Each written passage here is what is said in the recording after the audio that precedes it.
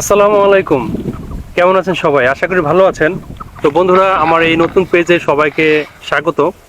Shine by 24 এটা আমার নতুন পেজ। এর আগে অনেকগুলো পেজ খুলেছিলাম, সেগুলোতে বিভিন্ন ধরনের সমস্যার কারণে আসলে সামনে এগোতে পারি নাই।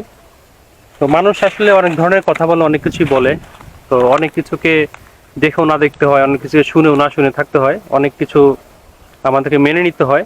তো সেরকমই আমিও মেনে নিয়েছি। পরাজয় মানতে হবে, আপনার ব্যর্থতা মানতে হবে। আপনি যদি ব্যর্থতা না মানেন, তাহলে কিন্তু ব্যর্থতা থেকে শিখতে পারবেন না। আপনি যদি কোনো একটা কাজে ব্যর্থ হয়ে যান, সেই ব্যর্থতা আপনাকে মানতে হবে।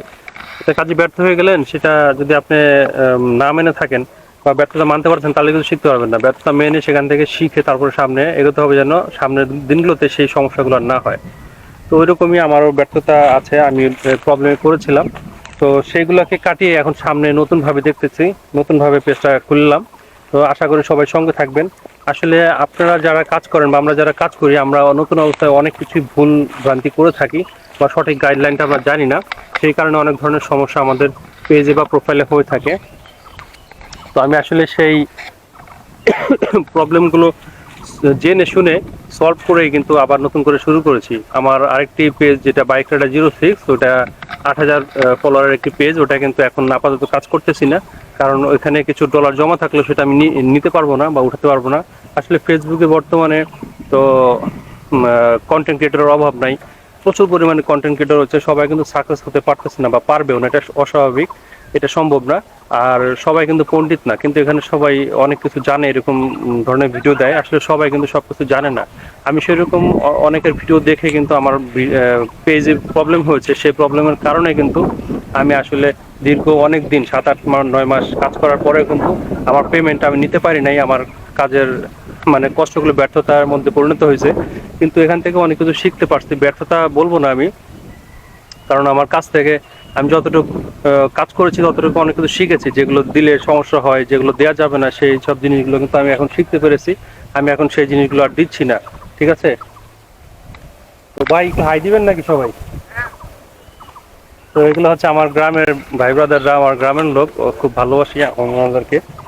তো সেটাই বলতেছিলাম যে যারা আসলে ফেসবুকে নিয়মিত কাজ করেন, কাজ করে যাচ্ছেন, শুধু কাজ করে যাচ্ছেন গেলে তো হবে না। বিভিন্ন নিয়ম আছে, সেই নিয়মগুলো জানতে হবে। নিয়মগুলো না জেনে যদি কাজ করেন, তাহলে একটা সময় যে আপনি কোনো কিছুই হবে না, সব কিছুই ব্যর্থ হয়ে যাবে। তো এটাই বলবো, আপনারা ফেসবুকে যে গাইডলাইন আছে, যে পলিসি ইস্যু আছে, কন্টেন্ট পলিসি আছে, তারপরে আপনারা যে বিভিন্ন ভায়োলেশন আছে, কি কারণে ভায়োলেশনগুলো আসে সেগুলো আপনাদের জানতে হবে। এগুলো যদি না জেনে ভিডিও করেন, তাহলে কোনো লাভ নাই। সারা জীবন যদি কাজ করে যান, কোনো লাভ নাই। আজকে অনেকেই কিন্তু ভিডিও করে এইখানে কন্টেন্ট ক্রিয়েশন করে অনেক বড় বড় হয়ে গেছে। আমার আমার বাড়ি হচ্ছে উত্তরবঙ্গ। উত্তরবঙ্গে এসপি সোহেল আছে, যেটাকে স্থানীয় ভাষায় কমেডিয়ান বলা হয়, চিঙ্কু মাস্তান বলে। উনার বাড়ি থেকে আমি ঘুরে আসছি, গেছিলাম ওনার বাড়িতে। উনি কিন্তু অনেক মানে বড় হয়ে গেছে, এখন কন্টেন্ট ক্রিয়েশন করতেছে। তো উনি কিন্তু বিল্ডিং করে ফেলছে বাড়িতে। আরো অনেকেই আছে এরকম, বোকা জুনায়েদ আছে, তারপরে হচ্ছে টাঙ্গাইলের নিলয় আছে। নিলয় ভাইয়ের সাথে আমার দেখা হয়েছে, আমি গেছিলাম কিছুদিন আগে। তারপরে হচ্ছে ভিডিওটা পাবে, নিলয় ভাইয়ের সাথে যে দেখা করে আসছে, এই ভিডিওটা আমি ছাড়বো।